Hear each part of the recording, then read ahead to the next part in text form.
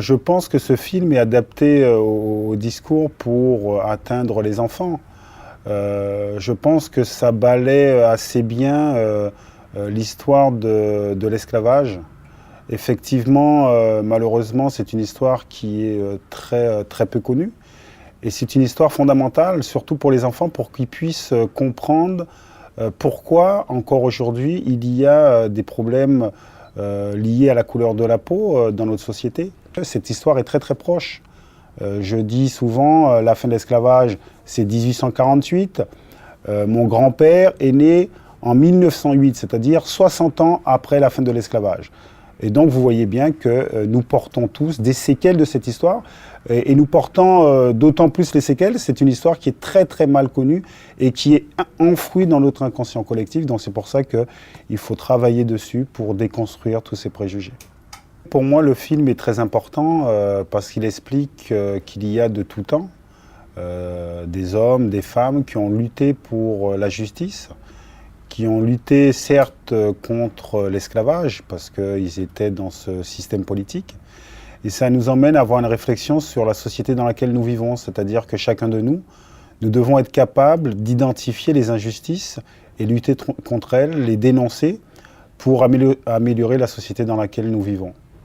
Et je pense que le film le montre assez bien que la justice se gagne. En règle générale, si les sociétés veulent du changement, ça passe par une prise de conscience et un combat de tous les jours pour amener je dirais, desserrer et à casser les chaînes qui existent dans les sociétés injustes. Le plus rapidement possible, il faut enseigner l'histoire.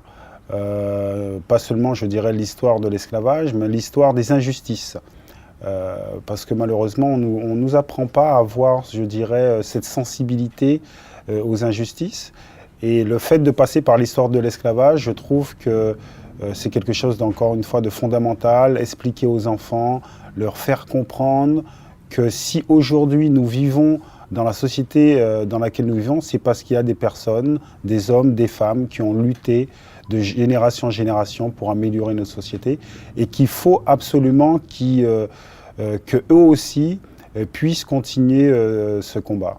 Je trouve très important de parler de ces sujets pour ne pas tomber dans une certaine victimisation, parce que quand on ne raconte pas l'histoire de l'esclavage, les personnes qui sont issues de ces sociétés esclavagistes peuvent rester dans une certaine victimisation. Donc je pense qu'il faut passer par l'histoire pour dépasser la victimisation.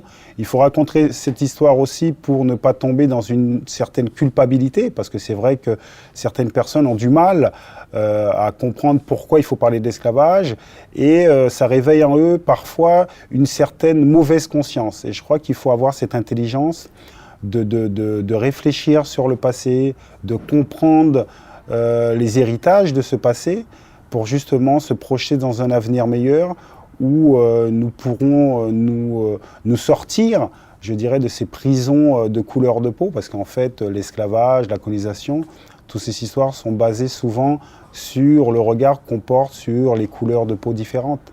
Donc j'espère sincèrement que la Fondation aidera à questionner la société pour dépasser ces problèmes.